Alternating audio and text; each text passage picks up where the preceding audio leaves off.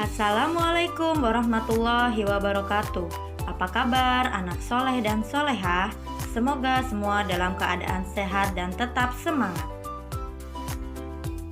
Hari ini kita akan belajar tema C, peduli terhadap makhluk hidup, subtema 1, hewan dan tumbuhan di lingkungan rumahku, pembelajaran 1-3. Tujuan pembelajaran kita kali ini adalah siswa dapat membuat pertanyaan berdasarkan bacaan, siswa dapat mengetahui tahapan pertumbuhan padi dan upaya pelestariannya, dan siswa dapat mengidentifikasi keadaan geografis di Indonesia. Pelajaran kita kali ini berkaitan dengan firman Allah dalam surat Al-A'raf ayat 56 yang artinya, "Dan janganlah kamu berbuat kerusakan di muka bumi sesudah Allah memperbaikinya, dan berdoalah kepadanya dengan rasa takut tidak akan diterima dan harapan akan dikabulkan. Sesungguhnya rahmat Allah amat dekat kepada orang-orang yang berbuat baik."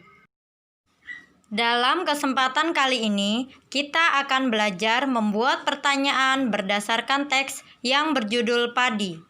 Nasi merupakan makanan pokok sebagian besar penduduk dunia. Nasi merupakan olahan beras yang berasal dari tanaman padi. Banyak penduduk Indonesia yang menanam padi. Dari bacaan tadi, kita dapat membuat pertanyaan dengan cara yang pertama, memahami isi bacaan, yang kedua, menggunakan kata tanya, apa, bagaimana, siapa, mengapa, berapa, dan kapan.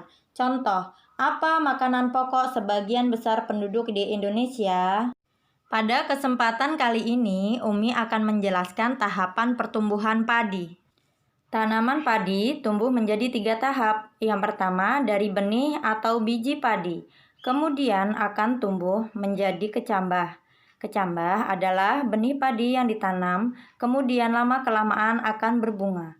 Dari bunga tersebut akan tumbuh biji, lama-kelamaan akan menguning dan siap untuk dipanen. Tempat tumbuhnya padi dinamakan sawah. Sawah terdapat di daerah dataran rendah. Apakah kalian tahu apa dataran rendah itu? Dataran rendah adalah hamparan luas tanah dengan tingkat ketinggian kurang lebih 200 meter di atas permukaan laut. Selain dataran rendah, ada pula dataran tinggi yang disebut dengan plato, yaitu dataran yang terletak pada ketinggian lebih dari 500 meter di atas permukaan laut. Contohnya perkebunan teh. Dan yang terakhir adalah pantai. Pantai adalah perbatasan antara wilayah darat dan wilayah laut. Anak-anak Umi yang soleh dan solehah, sudah seharusnya kita menjaga kelestarian lingkungan. Adapun hak dan kewajiban kita terhadap lingkungan adalah kita berhak mendapatkan udara yang sehat. Kewajiban kita adalah merawat tanaman dan menanam pohon, dan masih banyak lagi contoh yang lainnya. Bagian-bagian tumbuhan. Yang pertama ada bunga, buah, biji, daun, batang, dan akar.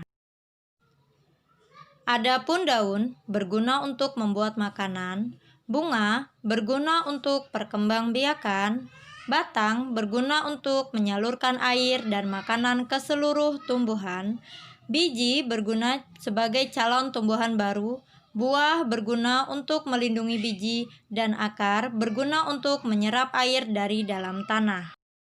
Anak-anak Umi yang soleh dan solehah, dari gambar tumbuhan tadi kita dapat membuat karya seni. Salah satunya adalah karya seni kolase. Karya seni kolase adalah karya seni tempel berbagai jenis benda kecil pada permukaan gambar. Contohnya kolase daun kering.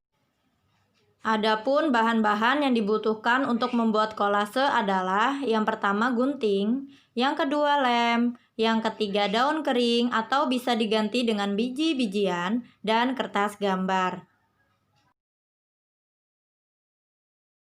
Untuk latihan di rumah, anak-anak Umi yang soleh dan solehah membuat kolase dengan tema tumbuh-tumbuhan, bahannya dari biji-bijian atau daun kering. Cara membuat kolasenya terdapat di halaman 13. Dari materi yang Umi jelaskan tadi, maka kesimpulan pembelajaran kita adalah membuat pertanyaan berdasarkan teks pengertian dataran rendah, dataran tinggi dan pantai, hak dan kewajiban terhadap lingkungan, bagian-bagian tumbuhan, dan membuat kolase. Terima kasih, semoga apa yang Umi jelaskan dapat dipahami anak-anak Umi yang soleh dan solehah. Tetap semangat dan jaga kesehatan. Umi akhiri, wassalamualaikum warahmatullahi wabarakatuh.